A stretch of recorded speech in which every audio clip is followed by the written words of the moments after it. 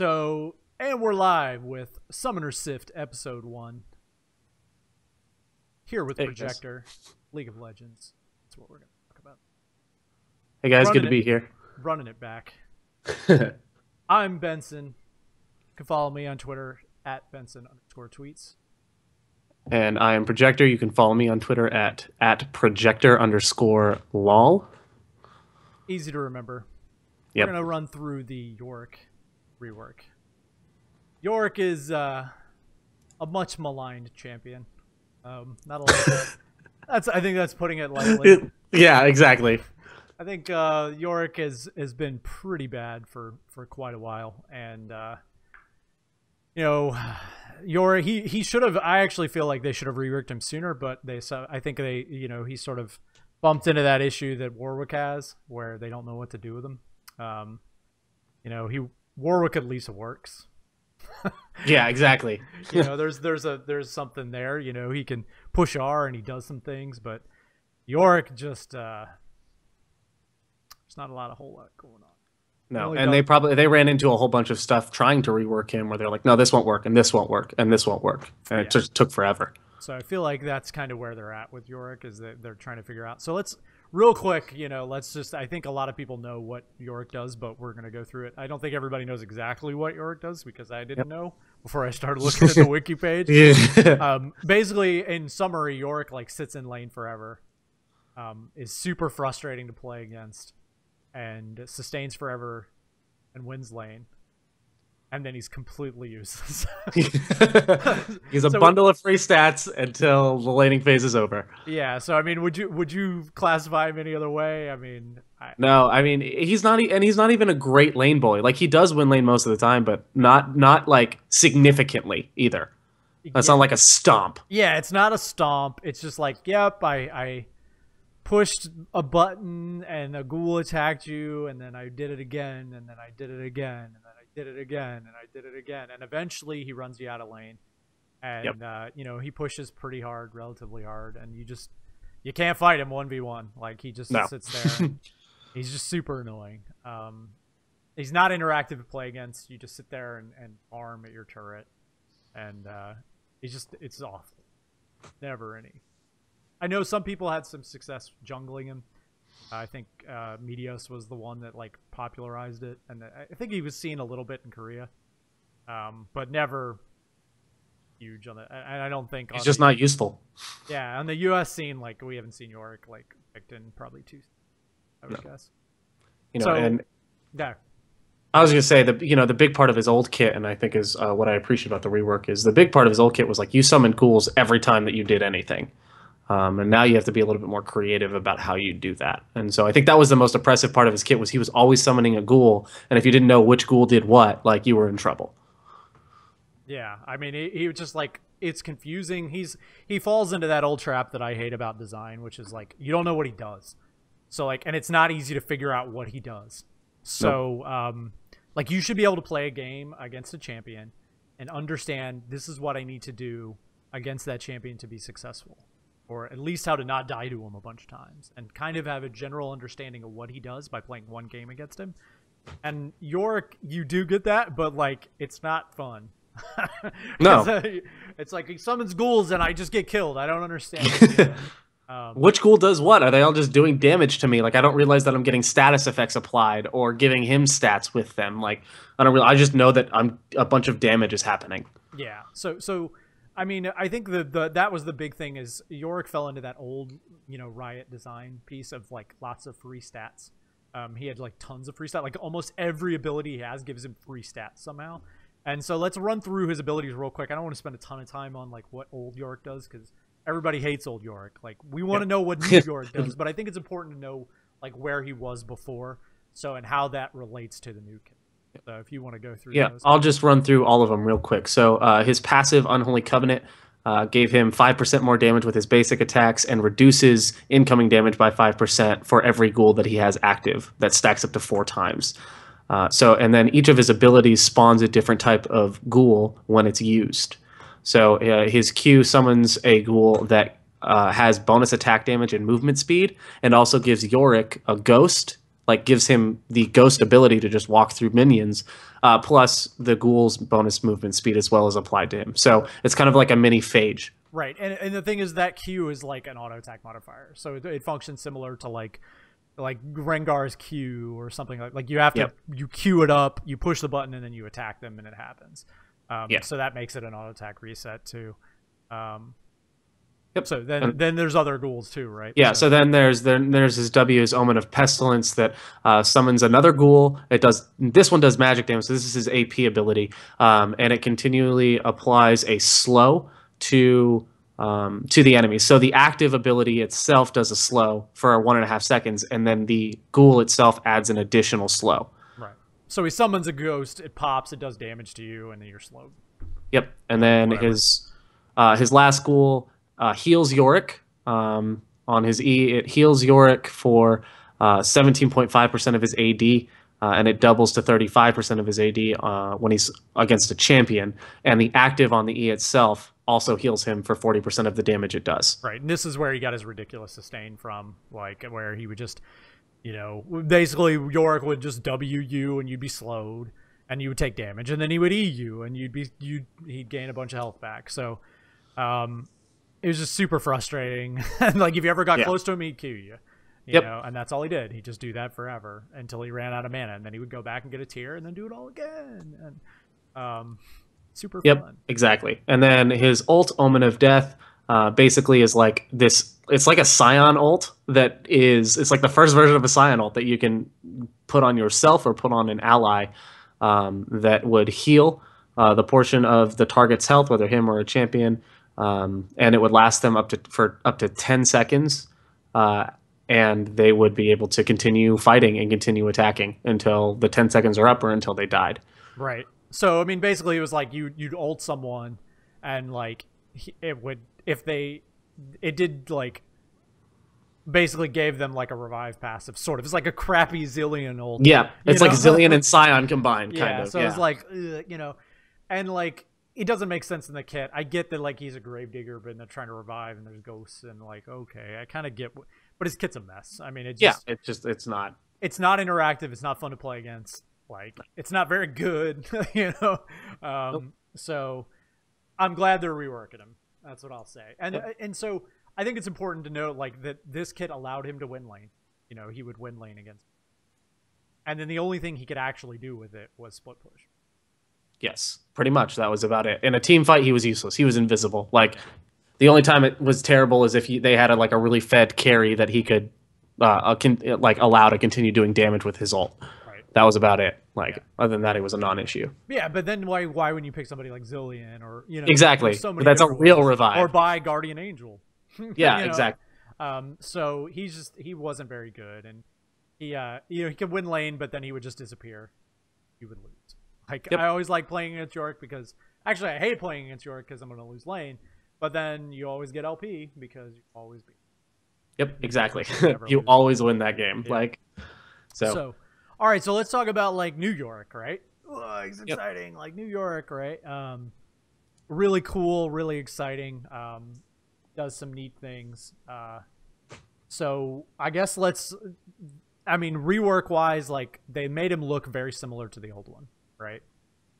Yeah, they've still got kind of that hunchback feel to him. He's still kind of short and stocky-ish, but he's a lot more muscular with it now. Yeah. And his features make a lot more sense. Yeah. So, I would argue, hold on. So, I would definitely argue that he is not, he hasn't changed a ton aesthetically. I think he has changed, I think he's fine for how, so this is what he's going to look like. So, this is what he used to look like here. This is what he looks like now. He's basically the same. Yeah. Aesthetic, he's still a gravedigger. He's still the same. So they're not totally changing him. But kit wise, he's completely different. Very, very different than the old YORICK, right? So. Yeah, and kit wise, I love this, and I touched on this, that he has to play around his ghouls a little bit more rather than just spawning and rushing them at you the whole time. Right. So I guess, and the big change with this kit is they moved the ghouls to his passive. The ghoul mechanic is his passive. So let's kind of go into that. So his passive, it's called Shepherd of Souls. And the idea is Yorick can have up to 4 Mistwalkers. Those are what his ghouls are called now, in his service at once. So he can spawn up to 4 of them. Mistwalkers will instantly die if they move too far away from either Yorick or the Maiden of the Mist, which is his ult that we'll get into later. And this is the key part of this, I think, because this is how he summons his ghouls, is the second part of his passive called Final Service. Every 12th, 8th, or 4th minion, depending on what level you are, minion or enemy unit, so it could be a anything, enemy unit that dies near Yorick will leave a grave on the ground. Enemy champions will always leave a grave when they die. Okay. So basically it's like sort of like seeding, you know, you're kind of like mining the terrain with these graves. Yep. And they, from that, springs forth these ghouls, right? And the ghouls are consistent. They're not like the old ghoul, or like they had different abilities based on which button you hit and things like that. The ghouls are all the same all the time. Right. And I think it's important to clarify like how they work. So like they spawn and then just like sort of run at the closest thing. Yeah. They're programmed to run down lane. Like, that's it. Okay. And so, they're pretty tanky, right? So we're talking like 300 health ghouls at level 1, basically, right? Like, so, yeah, 100 plus 5 per level, plus 10% of Yorick's HP. Okay, so maybe not that. Not like so about 150 early. Yeah, 150 early, right? So then but I mean, they're pretty tanky, like compared to a normal minion. 150. That's 2 autos for you early top lane. Yeah. To kill 1, and he can have up to 4. Right. Like, and so the graves are going to spawn every 12th minion, but like, so you're going to get about 1 a wave, roughly. But you also get more if you like Q minions, which we'll kind of get into here in a second. Well, and I should clarify, like, it's only on enemy units, so you'll get early game, you'll get 1 every 2 waves automatically. You'll get a grave because it's only on enemy units. It's not on your own. So there's 6 in a wave, so you'll get 1 every 2 waves, and then obviously the cannon minion wave will throw that out of whack a little bit. I gotcha.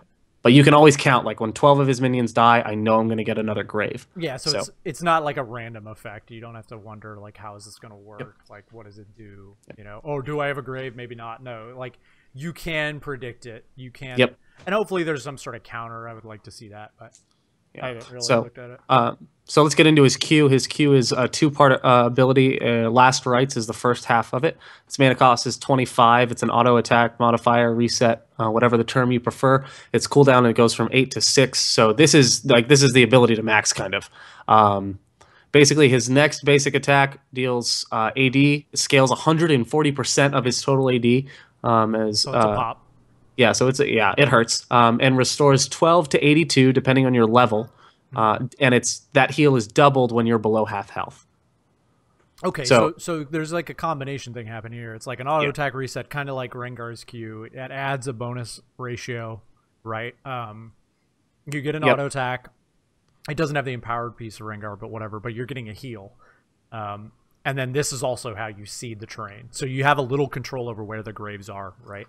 Yes. Yeah. So Last Rites, if you kill the target, if you execute the target, you'll get a grave automatically. So not only are you getting graves every 12th, 8th, and 4th minion as you go through the game, you're also getting a grave anytime that you kill anything with your Last Rites. Okay.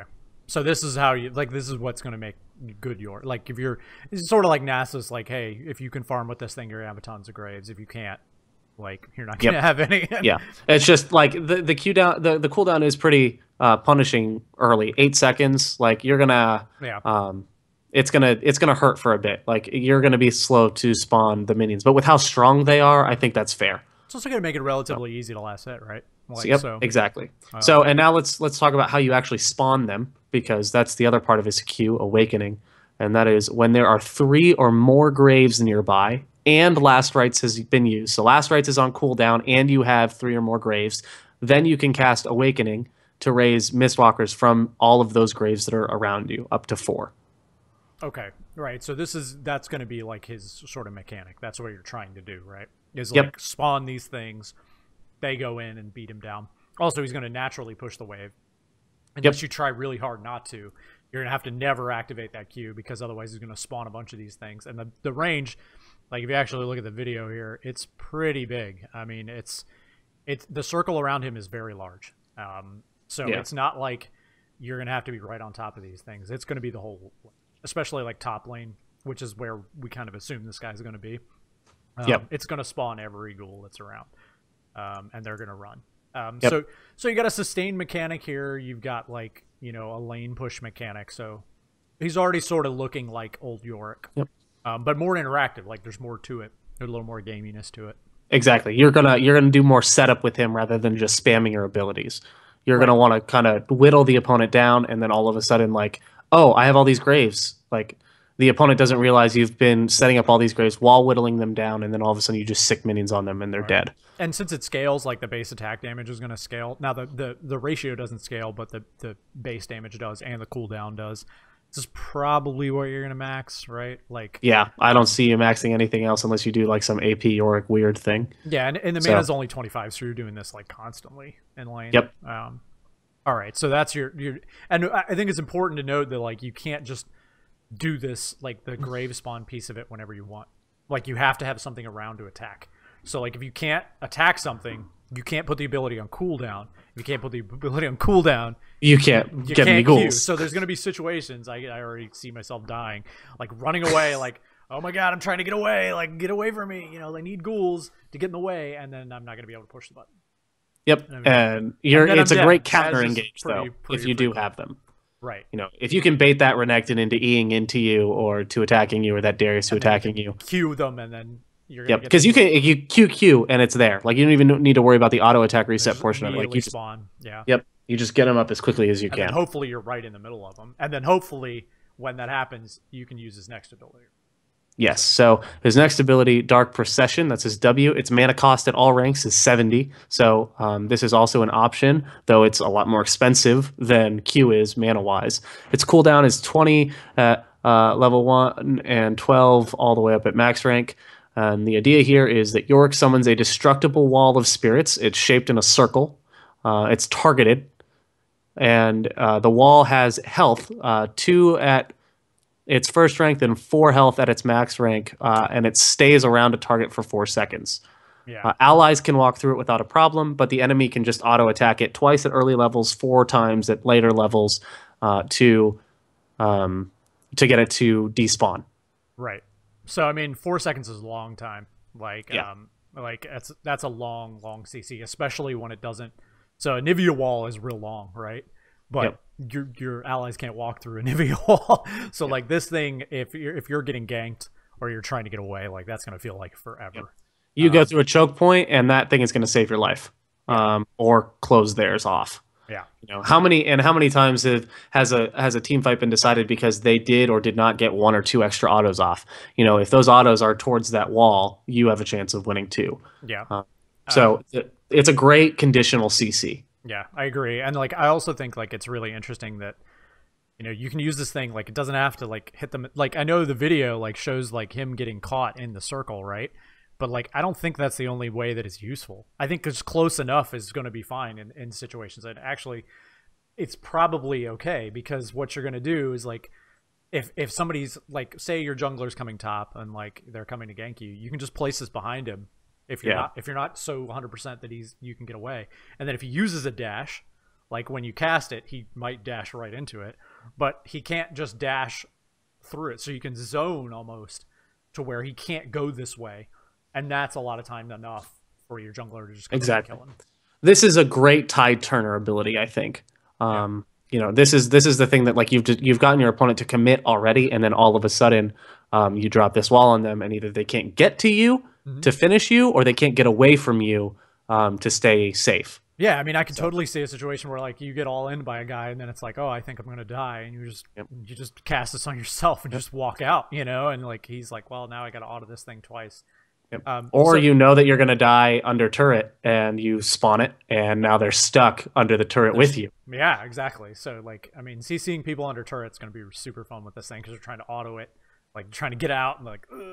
Yep. And then, I mean, with 4 auto attacks, like especially later in the game, like man, supports aren't going to be able to get out of this very quick. I mean, they're stuck, and it can hit multiple people. I think this thing's like insane. Like I think this is the strongest actual part of his kit, maybe outside of his R.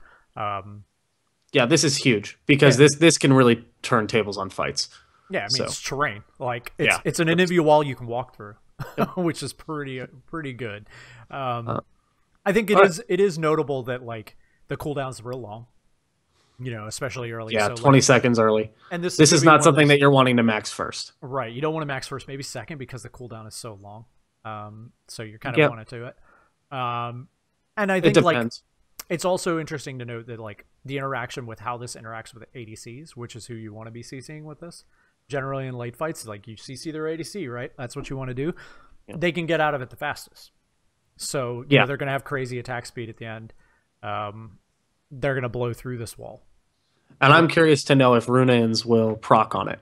I'm genuinely curious to know that. I don't know. I haven't seen it, but like that would make it even easier for an ADC to bust out. Yeah, that's going to be really interesting to see too. Like if the Runon's just you one shot it, like you attack it and it kills it. That's going to be super interesting to see. So I think it's a really well designed ability. I'm very I know a lot of people are going to say, oh, this is just Nazebo's like ring from Heroes of the Storm. Heroes of the Storm, and I mean it is like it looks similar and like the way it responds is similar, but I think the bit of it like being destructible by auto attacking it is, I think, really cool. Yep. So, all right. So let's move on to his E. So hopefully you trap them in this, and then what do you want to do to them, right? Yeah. So your E is the thing I think that makes AP Yorick viable, but not necessarily ideal. His E is called Morning Mist. Its mana cost is 50 up to 70 at max rank, and its cooldown is 12 all the way down to 8 at max rank. So Yorick throws a globule of black mist, so it's a targeted ability that deals 15% of the enemy's current health as magic damage. And it does a minimum amount of damage plus 70% AP. So it scales off of your ability power, which is why I think that this would be the only thing that makes AP Yorick viable. But it's a niche pick. Like AD is still, I think, the way to go. But it also slows them by 30% for 2 seconds. And marks targets for 4 seconds. So, and when the target is marked, Yorick and his minions are hasted by a percentage, 10 all the way up to 20%, while moving towards that mark. So if I mark a champion, all my minions plus me are sped up in order to catch up to the mark. Right. So this is your last max, right? This is your 1 point wonder. Like the slow doesn't scale. The movement speed is going to scale as you gain movement speed. Yeah. So it scales by itself. The damage doesn't scale except for the minimum, Yeah, the AP scales, but not the actual the percentage is always flat. Yeah. So I mean, this is clearly like the thing you're going to just put 1 point into and max very last. I could still see this being max before W, but I think it's conditional. I think either one of those, depending on how your game is going, could be what you want to do. Yeah, I mean, I could see like if you're in the top lane and like you're never going to like fight them, and like they're just not interacting with you, like one of those non-interactive lanes where he's roaming, like he's given up, or like and you just need damage, like you're like, well, he's never coming top, so 20-second cooldowns is just fine on W. Okay, I could see you doing that. I think but I really feel like the cooldown on W like reduces so substantially that you're most of the time probably going to max W, but we'll see. I think it's also interesting that like that slow is serious. Like that's a significant slow. 30% for 2 seconds. So that's a lot. It also makes it a lot easier to land that W. Like, so if they're slowed, like it's going to be really, really easy to just trap them in that wall of ghouls and just get them. Yeah. But it is important to note, like, it's easy to miss that ability. The cone that it has, like the splash, is not that big, and it has a cast time. Like, it's not immediate, and you really do have to nail it. I've already seen a couple of videos of people missing it really easily. Yeah. So you've got to really kind of predict where they're going rather than just shooting it. It's clearly got kind of a slow sort of travel time. It's got a little bit of cast time. I mean, it's sort of similar to like Twitch's thing that he throws. Yeah. Same sort of like the way it functions. And so the dream Yorick trade is what it's probably like land this, right? Wall them and then queue them and then spawn the ghouls, right? Because then the minions I wonder if the E like is a status effect that's you probably want to hit E last. Actually, I would see you spawning the minions first and then hitting E, only because you only have that mark for 4 seconds. I mean, but you just need them to get on them.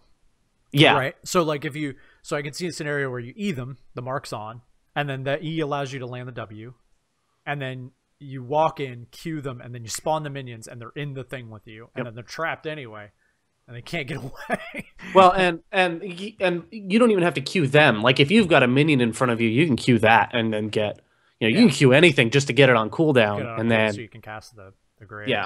So you don't need to worry so much about getting. Obviously, it's better if you do because that damage is more damage. But if he's immobile, so the more damage you can do immediately, the better. Yeah. Man, it's crazy that this does 15%. I mean, and that's not the only percentage health damage that he does. Yeah, which is what there's more on the next ability, but man, 15% is magic damage where you're building AD and they're itemizing armor, and then here's all this magic damage. Like, ugh, and the ghouls are AD, I would assume. So. Yeah, the ghouls are all AD. Everything's AD, so you're prioritizing armor against him primarily, and then all of a sudden he's doing magic damage to you. Right. Like, that's terrible. That just feels bad to me. I don't agree with that. Like, that's the only part of this kit I really don't like, is that this deals a ton of magic damage. Yep. But hey, it is what it is. So all right, let's jump into Eulogy of the Isles. That is his R. Its mana cost is 100 at all ranks, and his cooldown is from 160 to 140.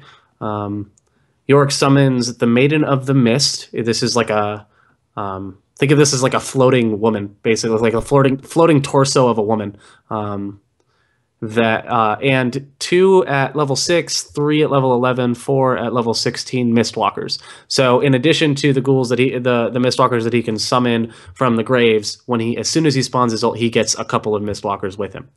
The Maiden has 700 health, 1,500 health, and then 3,000 health at the different ranks, plus 30% of Yorick's total HP. So she's tanky. Yeah, like she's real tanky, right? She's real tanky. Yeah, she's got a lot of health. Like she's gonna be hard to kill. How fast she moves. Like she appears to move about as fast as the ghouls do, which is pretty fast. I mean, I would assume it somehow scales. I don't know. I mean, this is even more frustrating to me because, like, this scales off of AD, but it does magic damage as well. Yeah. So again, you're going to be itemizing AD.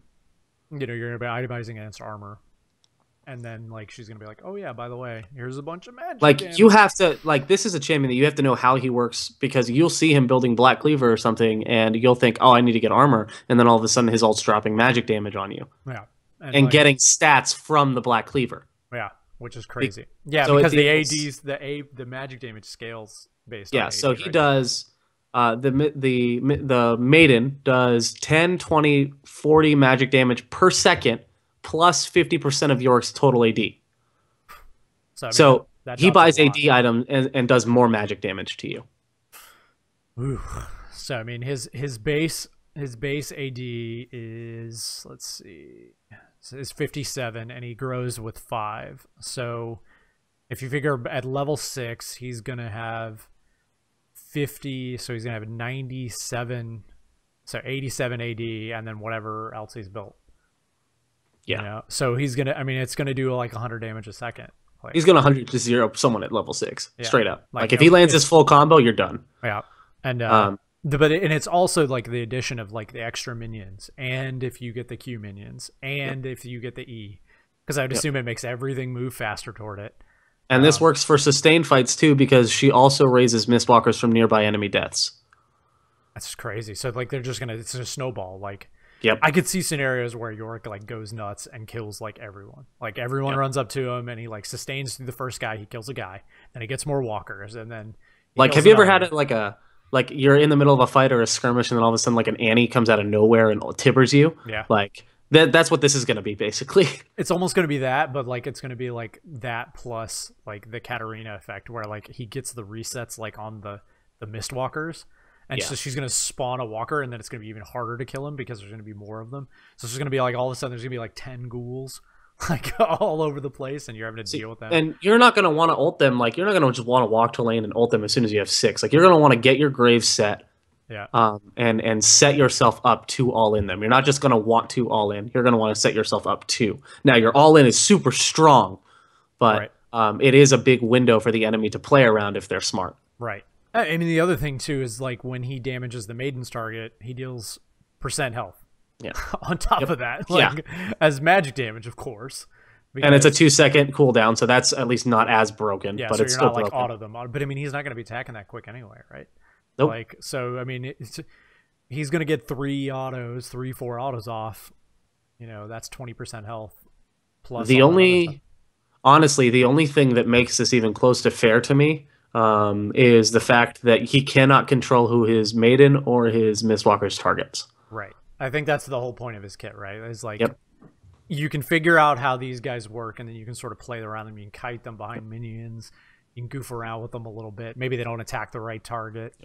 But man, like in a 1v1 situation, he's gonna be super frustrating to play against. And it's also frustrating, if you're jungling and you get some of the Mistwalkers off of the Raptors camp, off of the chickens, and then all of a sudden you go to walk through mid lane to go to your wolves. Well, the second that these Mistwalkers or your maiden, who lasts for like 30 seconds or so, the second that they touch a lane, they'll just run down that lane. They're programmed to run it down mid, boys. Yeah. That's.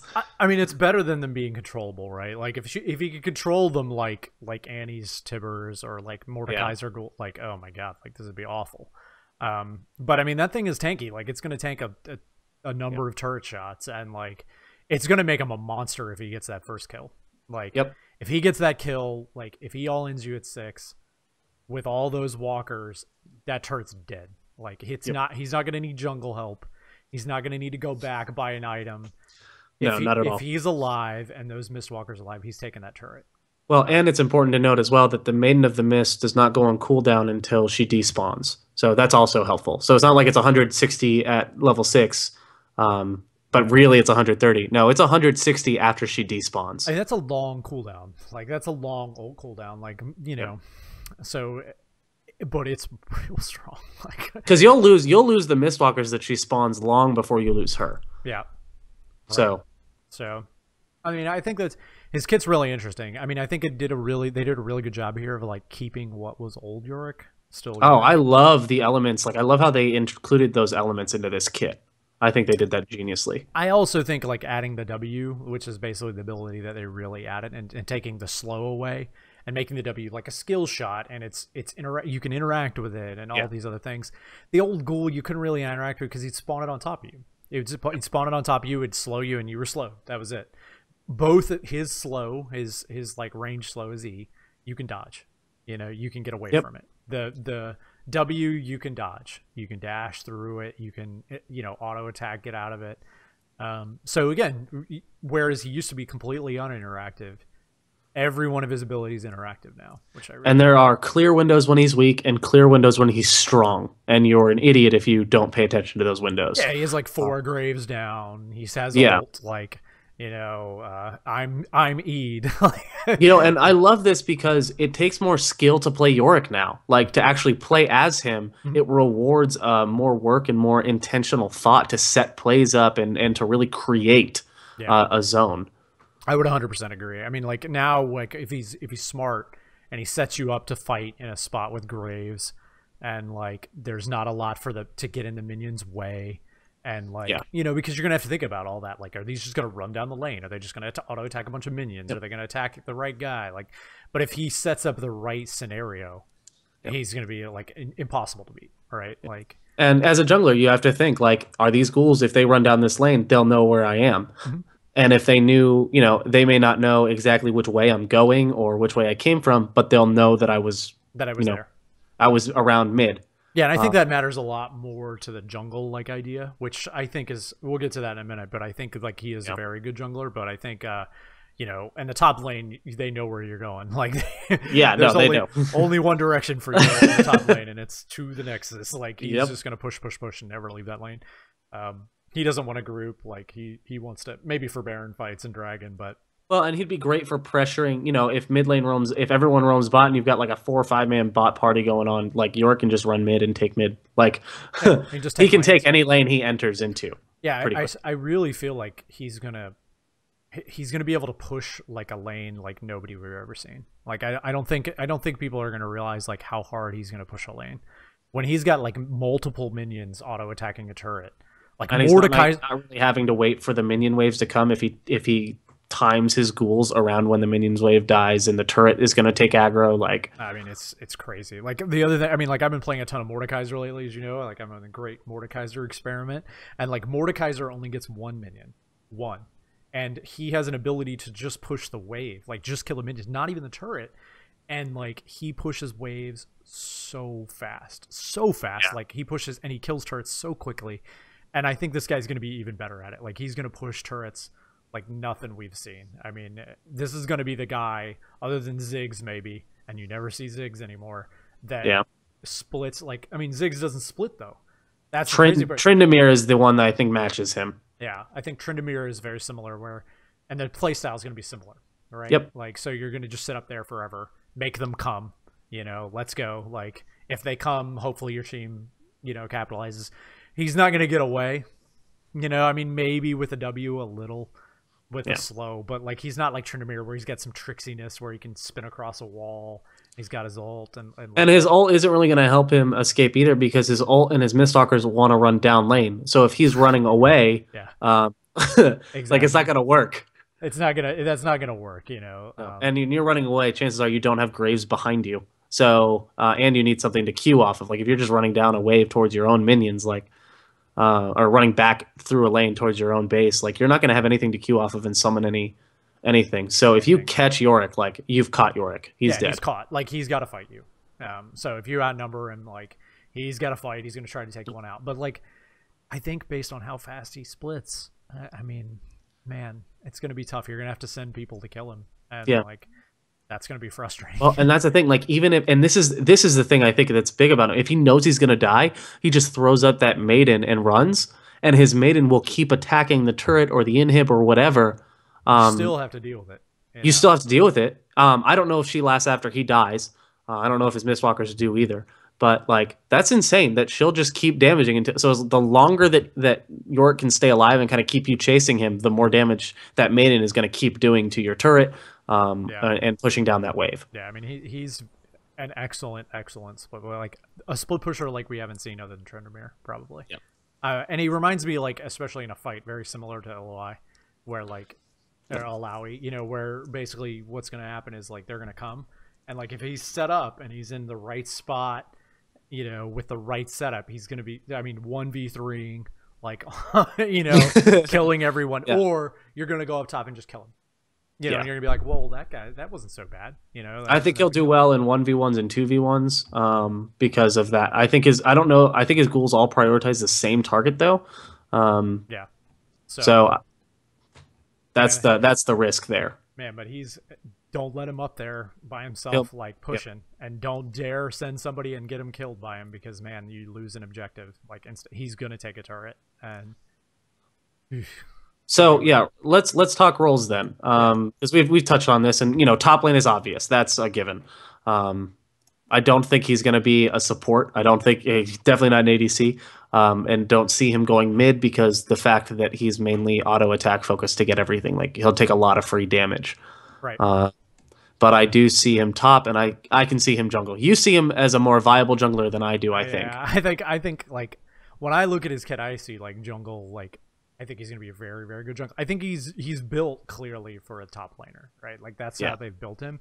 But I feel like he has all the tools like to be a very good solo. And I'll precursor this. I think he's a very good solo queue jungler. I don't know that like super high level play, like LCS. I don't know, like because he doesn't really meet the necessary like you have to be able to clear real fast. You have to have mobility, and you have to be able to duel like every 1v1, and at level 3, which is the rules for the LCS junglers. But I mean, I think that in solo queue he's going to be excellent because he's got sustain. He has an auto attack reset with a high AD ratio, so he has damage. He has a CC now. He didn't have CC before. He had slow on the ghoul, but it wasn't. It wasn't noticeable. I could see like a bot lane gank where that W is just insane. Like where you W their support and it traps their ADC, and then you just kill them both. You don't even have to land the W in order for it to work. You just place it correctly. He has a slow on the E, and then if you get them, and it goes back to this, is if you kill them, you're gonna take the turret.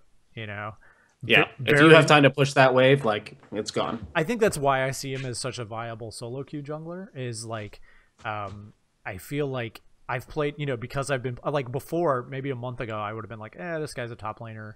I don't know, but like I've been playing a lot of Mordekaiser in the jungle, and like, yeah, he doesn't have a ton of CC, and he's not a great duelist, but he brings a lot of damage. And if a gank does go well, you immediately take a turret, like you immediately take an objective, and that works in solo queue.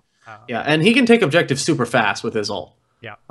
Like super fast. The problem is then you don't have his ult for later, but it takes objectives really, really quickly. With that percent health damage, it has only got one objective to prioritize its target on, so you're doing extra damage to it, whether it's Dragon, Baron, or Rift Herald. Like, you can have a tank. If it gets close enough, there's a lot that you have to work with that ult. So, I mean, I really, like, I feel like with first turret gold and things like that, I think junglers that, if they get a good gank off, can immediately take a turret. And I think a lot of the LCS, the big name junglers can do this as well. Elise, Rek'Sai, it's very, Gragas not so much, but some of them, especially Rek'Sai, like you can kill them and then immediately take the turret, and like I think he's going to be very, very good at that. So, okay, so like talking like, so clearly we don't think he's going to go anywhere else. So like he's not a support. No. He's not an ADC, clearly. He's not a mid. Nope. So in those roles, like, so if you see him in the top lane, like, what do you think he's going to build up there? Like, so top lane, I see him. I could see Trinity Force because I think he can benefit from Sheen with his Q, but he's not really spamming abilities enough that I think Sheen is going to be like super good on him. I think it'll be good, just not amazing.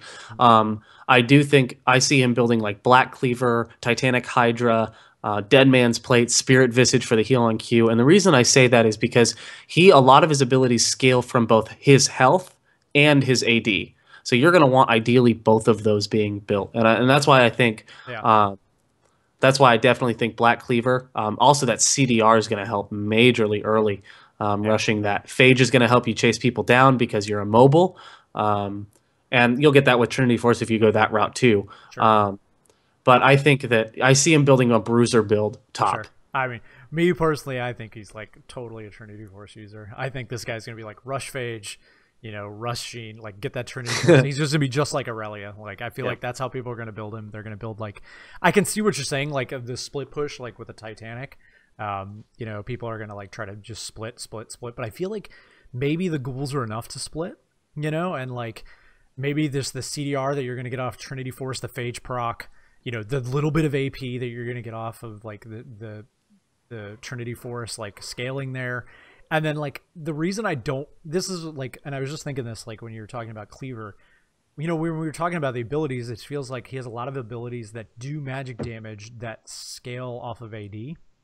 And like when you do that, does he really need the armor pen? Like, does he need the Cleaver passive? I think Black Cleaver is a buy for like the stats, like health is good.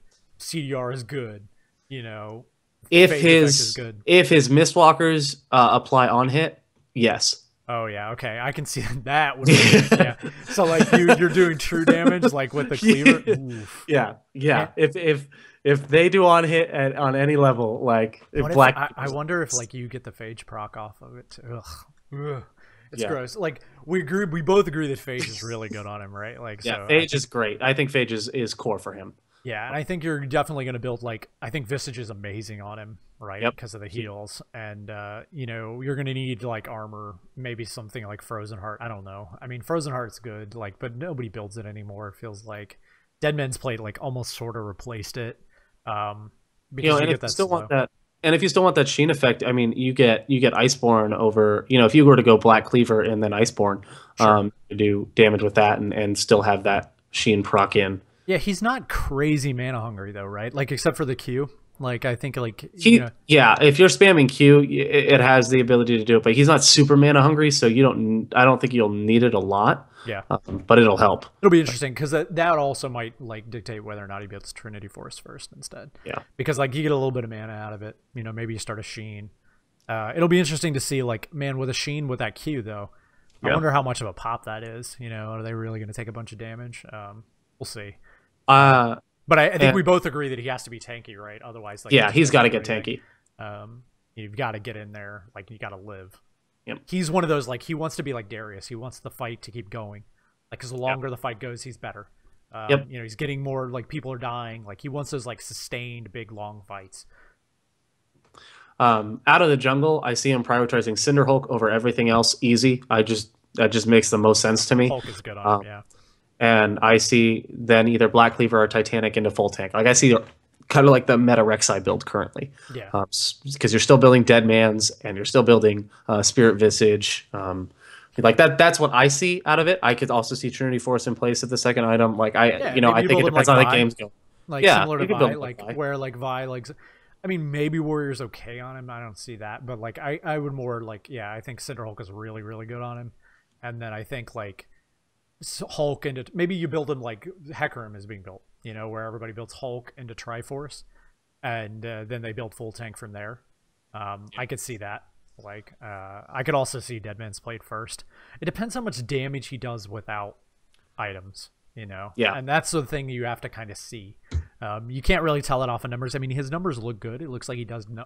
The E damage looks pretty good, you know? And the 15% consistently, like, yeah, that's good.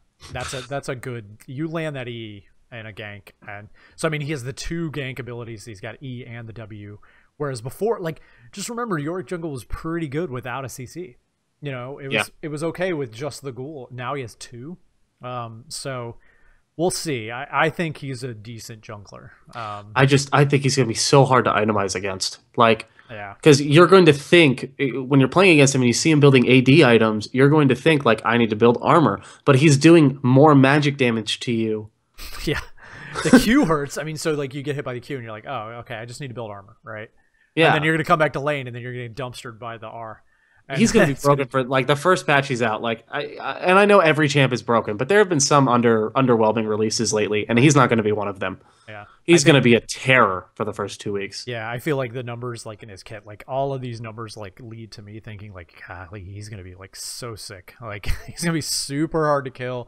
He's going to be really tanky. Like he's going to have all these stupid ghouls. Like, he's going to push lanes super fast. He's going to be impossible to 1v1 because of the R. Like, man, like. It's gonna be a fun time just banning Yorick for a good 2-3 weeks before they nerf him. You know, like I hope we're not into a GP situation where like he comes out and he's just like crazy for a while. I think the big difference between him and GP is like he's not as safe. You know, most of his kit means like you have to get in there. Like his Q, like in order he can't poke. Really. Yeah, he doesn't have poke like GP did, where GP like is just free. You know, like you the lane's not going so well. I'll just sit back here and shoot barrels. You know. Yep. So, I mean, I think he's going to be tough to kill. And I think they did a great job with the rework. I mean, he's interesting to play, and we're talking about him. Like, I wouldn't talk about old Yorick for an hour or 2 hours, actually. Yeah. You know? Yeah. So, I mean, he's going to be interesting. And whether or not he sees a ton of play in the LCS will be interesting. I don't see that happening because he's not team fight oriented enough. Right. But I see like a team like CLG picking him up where they can effectively split push with him. Yeah, split. Like sort of like people use Aurelia. I think Aurelia is maybe a better team fighter, but I don't know. I mean, like it's going to be interesting to see how much that passive like happens in fights. But like with a so if you figure with a 6-second cooldown on the Q, and then you have 40% CDR, what are you talking, like 3.5 seconds? Yeah, you're talking 3.5 seconds basically. So I mean, you probably get what, 2 of them off. If people have died by that point, but I think if people have died, you're winning that fight anyway. Yeah, no, if people have died, you're winning, but you're ensuring the fight. The longer it goes, the higher the chance that you're probably going to win it. Yeah, in close fights, like you're probably, I mean, there's gonna be highlight reels of like Yorick being the only guy left alive, right, in a team fight, and he's gonna be up against like 3 people, and 2 people have died, and he's gonna like kill the 3 like by himself with the R and like tons of ghouls, and like you're just gonna get chased down and beat to death, and it's gonna be interesting. He's gonna be fun to watch. Whereas the old Yorick was not that. No, Yorick was boring. He looked bad. Everything about his kit was jagged and gross. Like he looks so much cleaner now, and his abilities are. I think he rewards you a lot more for playing him. I think as an enemy, he rewards you a lot more for playing well against him. Right. I think this is a great rework. I think the numbers are busted, but I think it's a great rework overall. I think that's good because it'll get people to play him. right? Like they'll see how he works, and then they'll have his numbers. He's not playing in my games. I'm banning the crap out of him. Right. Get out of here. But I mean, maybe we're wrong. Maybe he gets kited heavily. I mean, maybe the ghouls are a lot stupider than we think. But I still think even if they're dumb, the ability to push like that is going to be just. I don't see him being played as a jungler in high elo though. That run it down lane scenario where they end up pushing the wave, taking control away from your laner. Yeah. I think like high elo where they prioritize wave management a lot more, as they rightfully should, it's not going to be seen as much in the jungle. Yeah, it's going to be interesting to see how easy it is to control the ghouls. Like, you know, like to keep them out of, like, are you going to be able to learn certain pathing, which is interesting. Like, that's an interesting thing. Like, I can't go near this curve toward it because if I do, my ghouls will run down the lane and push. And I want to see what happens if you enter a lane while you're already in a fight. You know, will your Mistwalkers ditch the fight to go down lane, or will they keep the fight going? Yeah, like, so if I'm fighting somebody, say I get invaded, right, and you know, I'm trying to run through that bush like right by my chickens, and like I'm trying to move like and get away, and I'm getting fought, like I'm fighting this guy, and I have like 2 walkers. Like, and I walk into the lane, or they're just gonna run down the lane and leave me. And I'm like, are they gonna prioritize the target that's near them? You know, so. I'm sure there's probably a range where around them where they look for enemies, and like it's probably coded something like that. But yeah, that would be terrible if that happens. But I mean, it's interesting, right? Yeah. That's what matters. And if his ult's down, he's worthless in the river. Yeah, because he can't get any ghouls up. Like, he can get one off the crab. if he last hits it with Q. Yeah, he's got to last hit it with Q, and then that interaction's gonna do it, baby. Like, yeah, it's gonna. And then his walkers are gonna run faster across the crab, and that's gonna be how you do it. Yeah, no, see, like, and that's why, like, he's very conditional, and if you play him well, you're controlling the game. Yeah. And I think he warps the game around him, which generally means he's a good champion. Like, if they warp it, like Tryndamere had that when he was really good. I know people don't really play Tryndamere anymore, but when he was really good in solo queue, he warped the entire game around him. You had to deal with him, like you had to know how to play against him. People don't do that in solo queue. They don't know what to do. Like, and I see Yorick being very similar. I think he's a great champion for understanding how to split push effectively and how to pressure the map effectively wherever you are. Yeah, and understanding that you pressuring the map has impact on the rest of them. Like, it has impact on the other lanes that you don't. A lot of times it's hard to see because you need a group. You need a group, you know. And like, again, I had to bring Mordekaiser up, but I've learned that pressuring the map is a lot more important than a lot of times having CC. I mean, you can impact the game in ways that don't feel the same.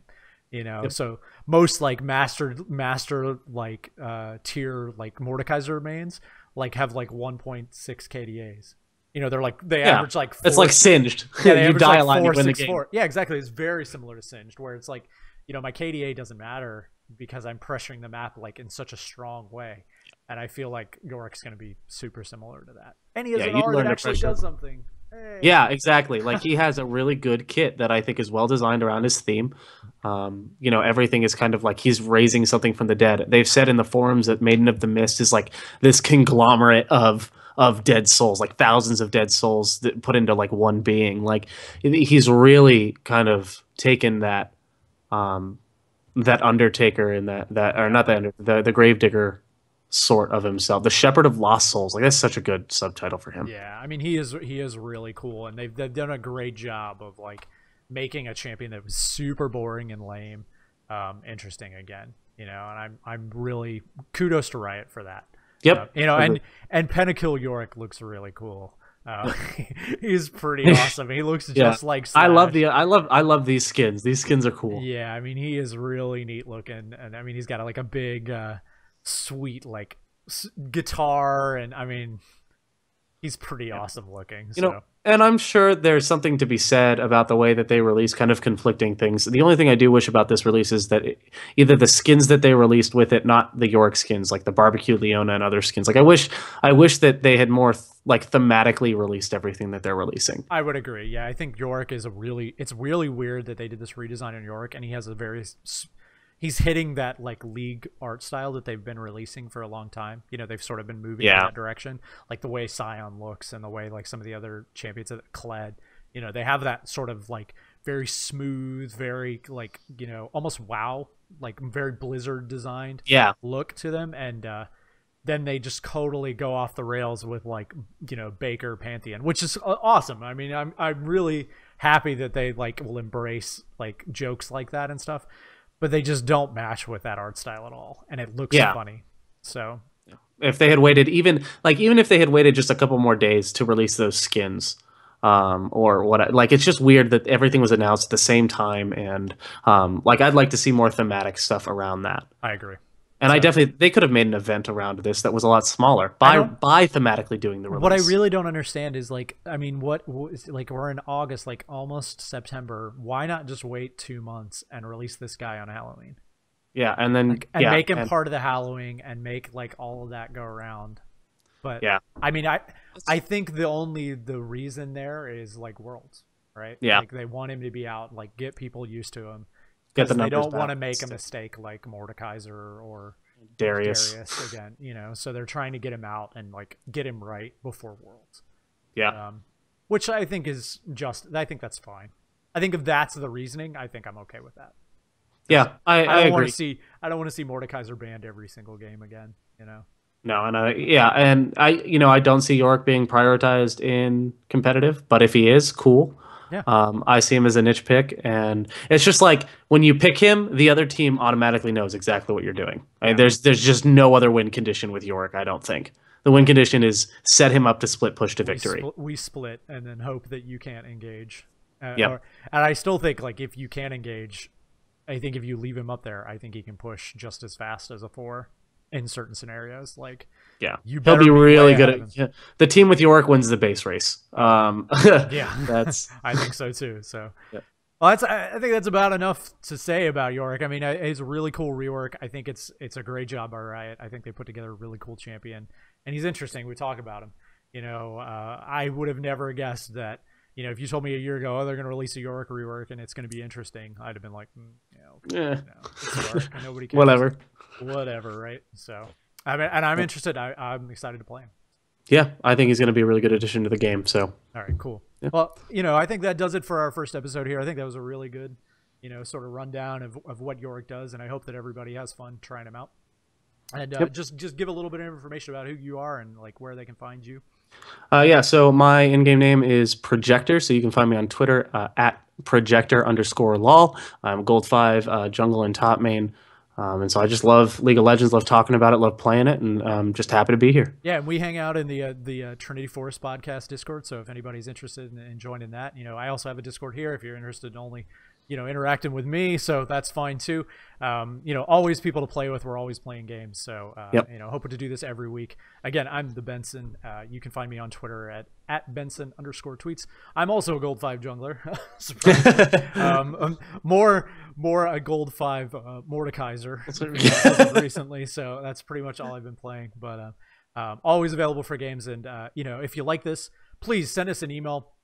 Send it to summonerssift@gmail.com. I really like to hear about it. You know, we'd like to know if you have questions that you'd like us to answer or a topic that you'd like us to have a quick podcast on. I'd really love to hear it. So for sure. We'll hopefully put these out. It'll be on YouTube. It won't be hard to find. So, all right. Yep. So this is Benson. This is Projector. Signing off. Take it easy. See ya.